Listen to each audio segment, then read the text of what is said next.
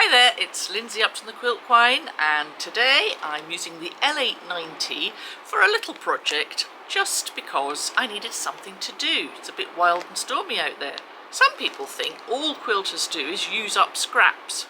Well, I can tell you that's not necessarily the case. I seem to generate quite a few, one of which would be binding leftovers. This is just one bag of leftover binding pieces. These are the short bits. I've got long bits as well, and I do quite like to join binding together and do scrappy binding.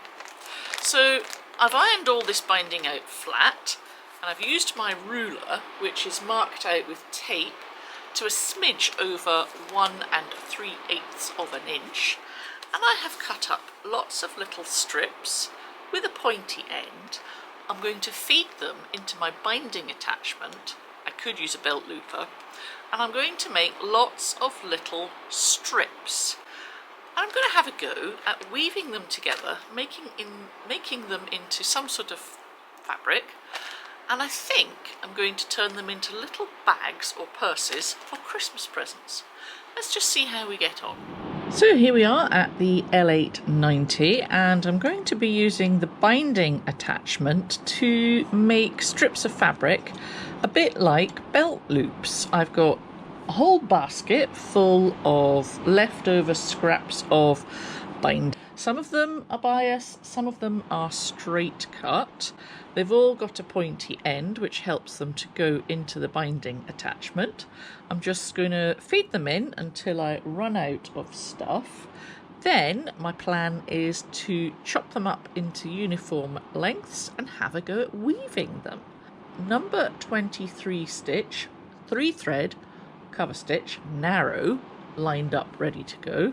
I'm going to swing out the binder attachment and post the binding in there, shove it through with the aid of my tweezers, pull a little bit out and it starts to fold. Then I shall put it under the foot and start stitching. You might have to fiddle about with the needle positions until they are stitching exactly where you want them to be, so you can just flip over your strip and have a little look and check. Mine are quite far over to the right at the moment, but as long as it's catching everything, I'm not terribly bothered. I'm going to stitch right off the end, and then I'm going to get another piece of fabric ready to poke in.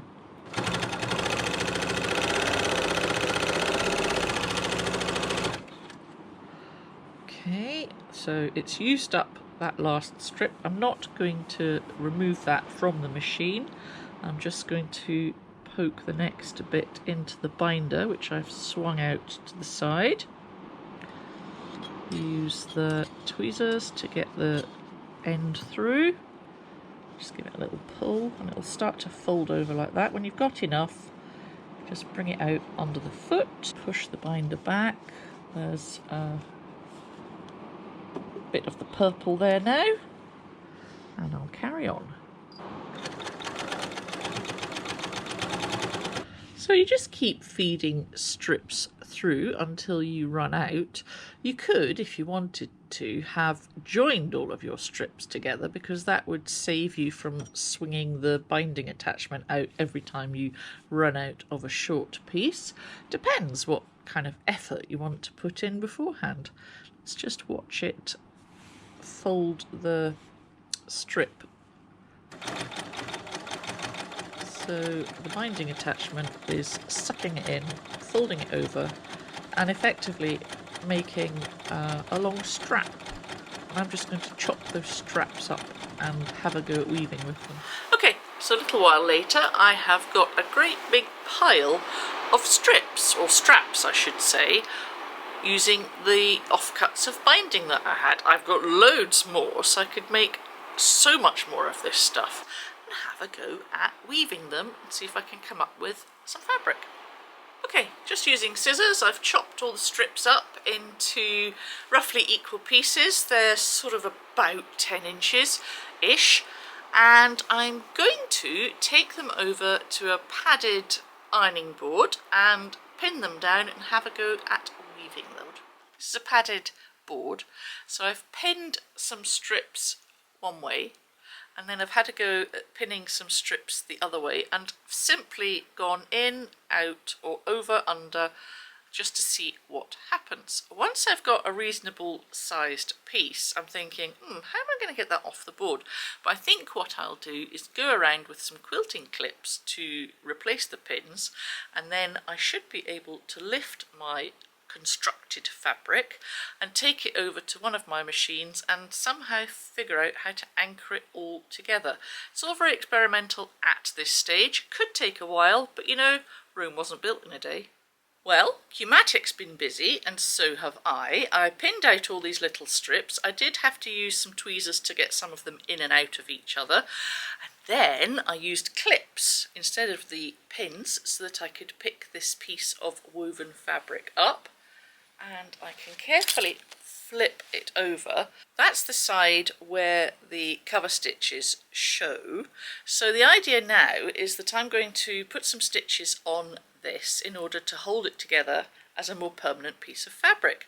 I could do this on my domestic sewing machine, but I think I'm going to do it on the L890 because I'd like to use the chain stitch to add some definition.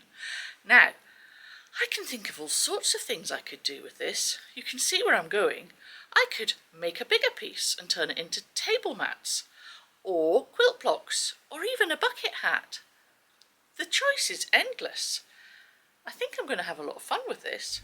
I've got my woven strip piece of fabric under the needle of the L890. We're using number 16 stitch, the 2-thread chain stitch, and I've got a poly yellow in my right cover needle, and I've got a thicker cotton in the, what is it, lower looper, the purple one.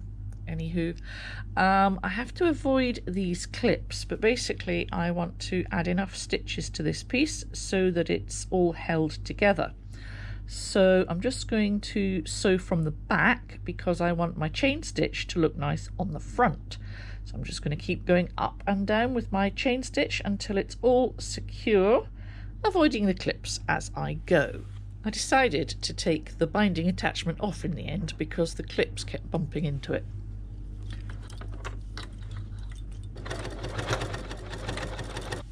I'm kind of creeping around the edges, stitching the outer edge so that it's stable, and then I'll be able to get rid of all these clips that might get caught up with something, and then I'll just be able to go up and down until I think that it's stable enough.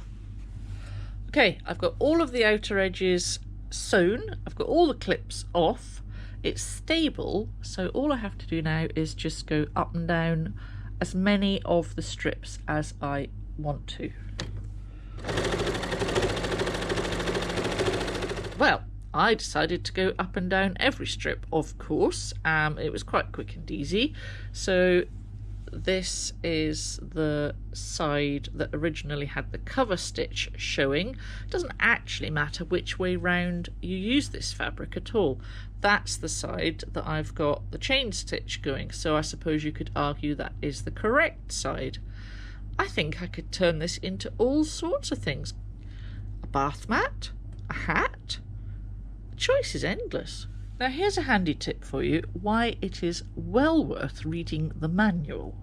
So when you come to the end of a cover stitch or a chain stitch, you lift the needle, then you turn the hand wheel a full turn towards you and then a full turn away from you, lift the foot, and you will find that it all comes away beautifully. Well, I've finished with my experimental piece of woven fabric made out of what is essentially belt loops, I suppose, or straps. We've got one side which has the original cover stitch, and it's got straight stitch now on that side. The other side was the side that had the straight line version of the cover stitch, and now it has chain stitch. I think it looks rather good, so I'm going to turn this into some sort of little zip-up wallet. I think it'll be jolly handy.